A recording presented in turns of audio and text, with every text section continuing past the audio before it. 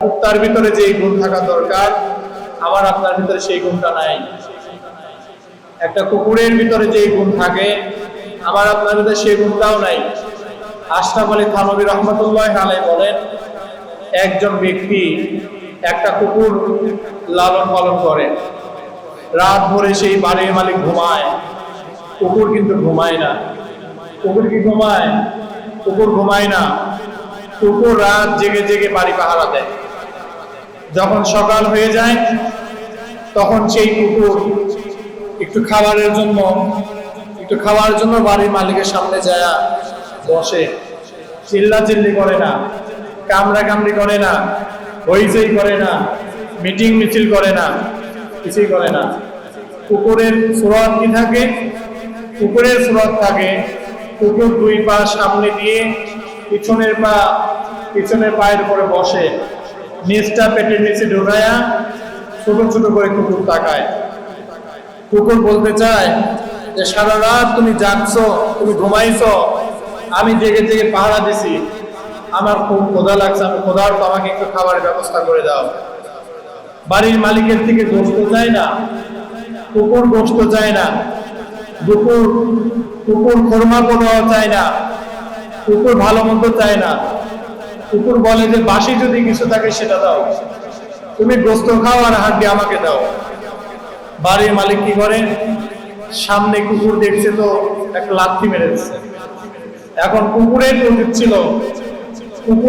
ছিল যে ওই মালিককে কামড়ানো, যে সারা রাত তুমি ঘুমালে আর আমি বাড়ি পাহারা দিলাম, এখন তুমি ভালো মন্দ খাচ্ছ, তো আমাকে তো তুমি ভালো মন্দ দিলে না, ভালোর কোনো ভাগ আমি পাই না, এখন আমাকে কামড় দিচ্ছ। কুকুরে উচিত ছিল কামড় দেওয়া, কিন্তু কুকুর কামড় দেয় না। কুকুর কি করে? কুকুর চোখটাকে ছোট ছোট করে ঘিউ ঘিউ করে আওয়াজ দেয়, আর কেমন যেন বলতে চায়। আশরাফ আলী থানভী রহমতুল্লাহ আলাইহি বলতেছেন, কুকুর বলতে চায় মালিক ভুল হয়ে গেছে, আমাকে মাফ করে দাও, ভুল হয়ে গেছে, আমাকে মাফ করে দাও, আমি আর তোমার সামনে এভাবে বসবো না। একটা কুকুর, সেই কুকুর সারা রাত জাগলো, মালিকের কাছ থেকে একটু হাড্ডি চায়, গোশত চায় না, লাথি মারলো। কুকুর মালিকের সাথে বেঈমানি করে না, পরের রাতে দেখবেন ঠিকই রাত জাগতেছে, সে বাড়ি পাহারা দিতেছে, দিনেও পাহারা দেয়। আশরাফ আলী থানভী রহমতুল্লাহ আলাইহি বলেন, নিমখারাম মানুষ, আল্লাহর কত নিয়ামত ভক্ষণ করতেছো, আল্লাহর কত নিয়ামত খাচ্ছ। আল্লাহ পাক সূরাতুর রহমান আর রহমান সূরার ভিতরে বলেন, বারবার বলছেন, ফাবিআইয়ি আলাই রাব্বিকুমা তুকাযযিবান। এই আয়াত শুনেন নাই কোনদিন? অনেকবার আল্লাহ পাক সূরা রহমানের ভিতরে বারবার বলতেছেন, ফাবিআইয়ি আলাই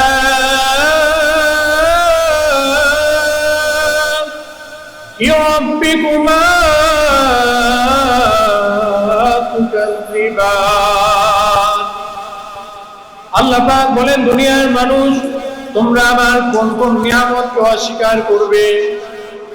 আল্লাহ পাক বলেন, তোমরা আমার কোন নিয়ামতকে অস্বীকার করতে পারবে না।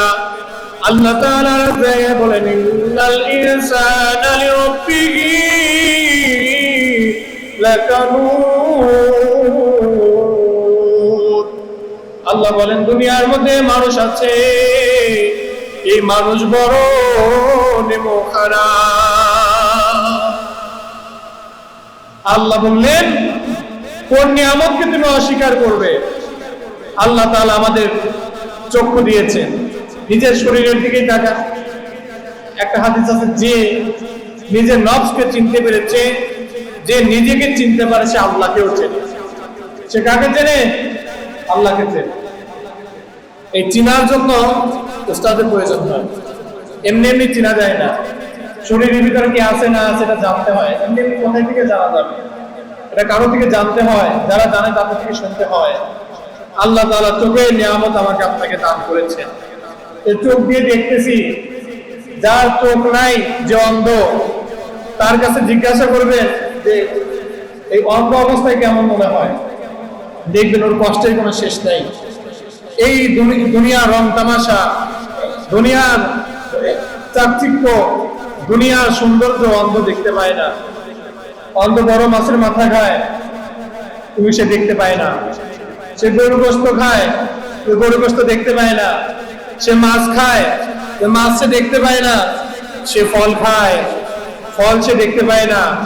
আল্লাহ তাআলা বলেন, আমি তোমাকে দুইটা চক্ষু দান করে দিলাম, তুমি কি কোনদিন দরখাস্ত করেছিলে? কোনদিন দরখাস্ত করি নাই।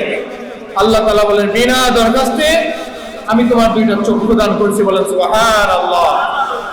এই চোখের ভিতরে আবার আল্লাহ তাআলা দৃষ্টি শক্তি দিয়ে দিয়েছেন, আবার চোখের ভিতরে পানি দিয়ে দিয়েছেন। কেন দিয়েছেন? চোখের ভিতরে যদি কোনো নোংরা যায়, ময়লা যায়, চোখ থেকে পানি বের হয়, ওই নোংরা ময়লা বের হয়ে যায়। বলেন সুবহানাল্লাহ। জোরে বললেন না সুবহানাল্লাহ? আরে আল্লাহ তাআলা চক্ষু দিয়ে দিয়েছেন। আর চোখের ভিতরে পানি আরেকটা দেওয়ার কারণ হলো, আল্লাহ তাআলা বলেন, বান্দা তোমাকে তো আমি শক্তি দিব, তোমাকে তো আমি বুদ্ধি দেব, তুমি গুনার কাজ করবে, মাঝে মধ্যে একটু বসবে, দুই চোখের পানি ফেলবে, আমার কাছে তওবা করবে।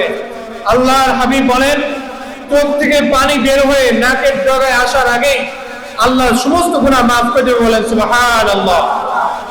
আল্লাহর হাবিব সাল্লাল্লাহু আলাইহি ওয়াসাল্লাম বলেন, যে বান্দা গুনার জন্য চোখের পানি ছেড়ে দিয়ে কাঁদে, ওই চোখের পানি যেরকম আর চোখের ভিতরে ঢুকানো সম্ভব নয়, গাভী থেকে দুধ গ্রহণ করার পরে ওই দুধ যেমন আর গাভীর বানের ভিতরে ঢুকে দেওয়া সম্ভব নয়, যে বান্দা গুনাহ করার পরে আল্লাহর দরবারে কান্নাকাটি করে, ওই বান্দার গুনাহগুলো আমলনামায় থাকা ওইভাবে সম্ভব নয়। যারা বললেন না সুবহানাল্লাহ? আল্লাহ এজন্য চোখে পানি দিয়ে দিয়েছে। আল্লাহ তাআলা ডাক দিয়ে বলে, বান্দা তুমি তোমার নিজের দিকে তাকাও, তুমি আমার পরিচয় পেয়ে যাবে।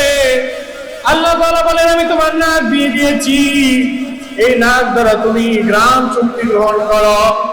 আল্লাহ রাব্বুল আলামিন যদি এই ঘ্রাণ শক্তি নাক যদি আমার আপনার পিছনে দিয়ে দিত, তাহলে কোনো খাবার খাওয়ার আগে খাবারটাকে নিয়ে আগে পিছনে দিতে হতো, শুনতে হতো, তারপরে সামনে আনা লাগতো। আল্লাহ বলেন, না না, তোমাকে তো আমি এত কষ্ট করবো না, এ বান্দা তোমার নাককে তোমার মুখের উপরেই সেট করে দিলাম। বলেন না সুবহানাল্লাহ। আল্লাহ বলেন, খাবে আর ঘ্রাণ শুকবে একসঙ্গে। ঘ্রাণ শুকার জন্য তোমার পিছে নিচে কোনো জায়গায় নেওয়ার প্রয়োজন নাই। আল্লাহ তাআলা নাকের ভিতরে আবার পশম দিয়ে দিয়েছে। আছে না সবার নাকের ভিতরে পশম? এটা কোন কাজে লাগে? আল্লাহ তাআলা বলেন, তোমার নাক খুব সেনসিটিভ একটা জিনিস, এই নাক খুব প্রয়োজনীয় একটা জিনিস। মানুষের মাথা ব্রেন ভিজা থাকে, এটার জন্য পানির প্রয়োজন হয়, ক্যালসিয়ামের প্রয়োজন হয়, এটার ভিতরে অনেক সময় প্রয়োজন জমা হয়, এটার ভিতরে প্রয়োজন জমা হয়। এই প্রয়োজনকে বের করার জন্য আল্লাহ তাআলা নাকের ব্যবস্থা করে দিয়েছেন। বান্দা তোমার নাক দ্বারা সেই প্রয়োজনগুলো বের হয়ে যায়। বলেন সুবহানাল্লাহ।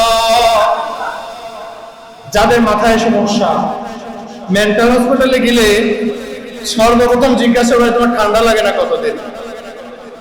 যদি ঠান্ডা না লাগে, বলে আগে ঠান্ডা লাগাও, তারপর ওষুধ খাও। আগে ঠান্ডা লাগানোর ওষুধ দেয়, এরপরে আপনার মেন্টালি যে সমস্যা, মাথার যে সমস্যা, মানসিক যে সমস্যা, সেই সমস্যার ওষুধ দেয়। শুধু তাই নয়, আল্লাহ তাআলা হাসির একটা ব্যবস্থা করে দিয়েছেন। আমারও হাসি হয়, আপনাদেরও হাসি হয়। হাসি সম্পর্কে বিজ্ঞানীরা, সায়েন্সের লোকেরা গবেষণা করে দেখেছে, যখন বান্দার হাসি হয়, তখন শরীরের ভিতরে এমন পয়জন জমা হয়, এমন ভাইরাস জমা হয়, যদি হাসির ব্যবস্থা আল্লাহ না করতেন, ওই ভাইরাসে বান্দার সাথে সাথে মারা যেত। সুবহানাল্লাহ বললেন না? আল্লাহ হাসির ব্যবস্থা করে দিয়েছে। বলতেছিলাম, আল্লাহ তাআলা কেন নাকের ভিতরে পশম দিয়ে দিলেন? আল্লাহ বলেন, এই নাকের সঙ্গে ব্রেনের একটা সম্পর্ক। যদি নাক দ্বারা কোনো মশা ঢুকে যায়, মাছি ঢুকে যায়, তোমার তো সর্বনাশ করে দিবে বান্দা। নাকের ভিতরে পশম দিয়ে চাকনার মতো ব্যবস্থা আমি আল্লাহ করে দিলাম, যাতে করে নাক দিয়ে কোনো মশা মাছি ঢুকে তোমার ব্রেনের মধ্যে কোনো সমস্যা না করতে পারে। চিল্লায়া বলেন সুবহানাল্লাহ। পশমের ওই পাশে আবার আল্লাহ তাআলা পানির ব্যবস্থা করে দিয়েছেন। এখনই হাত দেন, পানি পাবেন, ভিজা পাবেন। কেন পাবেন? আল্লাহ তাআলা জানিয়ে দেয়, দুনিয়ার মানুষ শোনো, কেন আমি পানির ব্যবস্থা করে দিলাম। তোমার নাকের ওই পশমের ভিতর দিয়ে যদি কোনো পোকা বা মাছি চলে যায়, ওই নরম জায়গায় যাওয়ার সঙ্গে সঙ্গে পানির সঙ্গে মিশার সঙ্গে সঙ্গে তোমার হাসি চলে আসবে। হাসি আসার সঙ্গে সঙ্গে তোমার ওই নাকের ভিতর থেকে মশা পোকা বের হয়ে যাবে, তোমার কোনো ক্ষতি হবে না। চিল্লায় বলেন সুবহানাল্লাহ। ঢুকান নাকের ভিতরে, এখনই একটা কিছু ঢুকার সাথে সাথে হাসি চলে আসবে। আল্লাহ তাআলা ডাক দিয়ে বলে, বান্দা, আমাকে চেনার জন্য তুমি যদি আমার সম্পর্কে গবেষণা করতে যাও, তুমি নাস্তিক হয়ে যাবে, পথভ্রষ্ট হয়ে যাবে। তুমি আমার মাখলুকাত নিয়ে চিন্তা করো, তুমি আমি আল্লাহ, আমার পরিচয় পেয়ে যাবে। বলেন সুবহানাল্লাহ। না গেল মুখের ভিতরে আসেন, আল্লাহ তাআলা কত সুন্দর করে সিস্টেম করে তৈরি করে দিলেন। এক জিহ্বা নিয়ে যদি আমরা গবেষণা করি, এই জিহ্বা নিয়ে গবেষণা করতে গেলে এ কপাল মুখ আল্লাহর সামনে সিজদায় পড়ে যাবে। বলেন সুবহানাল্লাহ। এ আল্লাহ বান্দারা, একটা কোন টেস্ট গ্রহণ করার জন্য শরীরের ভিতরে কোনো জায়গায় নিলে টেস্ট গ্রহণ করা যায় না। আল্লাহ তাআলা জিহ্বা এমন ভাবে সৃষ্টি করে দিয়েছেন, এই জিহ্বার মধ্যে যদি আপনি মরিচ রাখেন একরকম স্বাদ লাগে, পেঁয়াজ রাখলে একরকম স্বাদ লাগে, মধু রাখলে একরকম স্বাদ লাগে, তেঁতুল রাখলে একরকম স্বাদ লাগে, লবণ রাখলে একরকম স্বাদ লাগে। এক টেস্ট মেশিনের ভিতর হাজার রকমের টেস্ট গ্রহণ করার এই সিস্টেম, চিল্লায় বলেন কে চালু করে দিয়েছে? আরো জোরে বলেন, কে চালু করে দিয়েছে?